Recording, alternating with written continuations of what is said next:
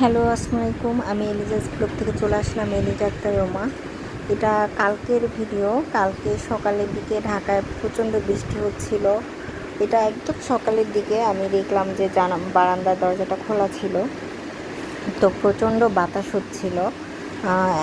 তখন অতটা বৃষ্টি হচ্ছিল না, বাট আকাশটা অনেক অন্ধকার, মেঘলা ছিল এবং বাতাস হচ্ছিল প্রচুর। রাত্রে হয়তো বা বৃষ্টি হয়েছে, বুঝতে পারিনি, ঘুমিয়েছিলাম।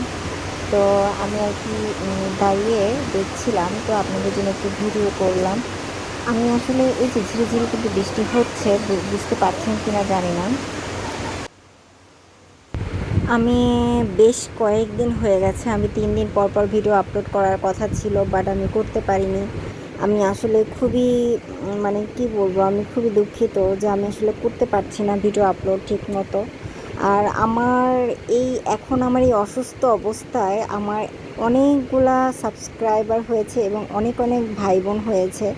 আমি জানি না তারা কারা, যারা আমাকে ফলো করছে বা আমার ভিডিও দেখছে। আমি খুব একটা ভালো যে ভিডিও করি তাও না।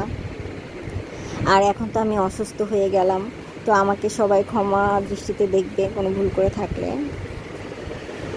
আর বাবু দেখেন বৃষ্টিতে মানে ভিজবে, তাই আর কি ছাতা নিয়ে দাঁড়িয়ে আছে। আপনাদের দেখাই, এই যে বৃষ্টি কিন্তু পড়েই যাচ্ছে, মানে ঝিরিঝিরি করে। পুরো বিল্ডিংটা ভিজে গেছে। এখন কি হবে? কি হবে? পুরো বিল্ডিং ভিজে গেছে। হোয়াইট কালার ছিল বিল্ডিংগুলো। কি ঠান্ডা লাগে। এখন দেখেন যে এত জোরে বৃষ্টি পড়ছে। এতক্ষণ কিন্তু একটু ঝিরিঝিরি হচ্ছিল, বাট এখন কিন্তু অনেক জোরে বৃষ্টি হচ্ছে, আপনারা বুঝতেই পারছেন, মুষলধারায় যাকে বলে। আর আমার জন্য সবাই একটু দোয়া করবেন যেন আমি একটু মানে মানে কি বলে, আমি একটু দাঁড়াতে পারি বা আমি যেন একটু সুস্থ হয়ে যাই, কারণ এতটা খারাপ অবস্থা আমার যে কি বলবো। আসলে আমি এমনিতে একটু নরম, আর এখন তো অসুস্থ, তাহলে তো আরও অবস্থা খারাপ। তো আমার জন্য দোয়া করবেন, আমি যেন খুব তাড়াতাড়ি সুস্থ হয়ে যাই, উঠে দাঁড়াতে পারি। আর এটা আমি যেন এমনিতে ভালো আছি, বাট এই অসুস্থতা থাকবেই।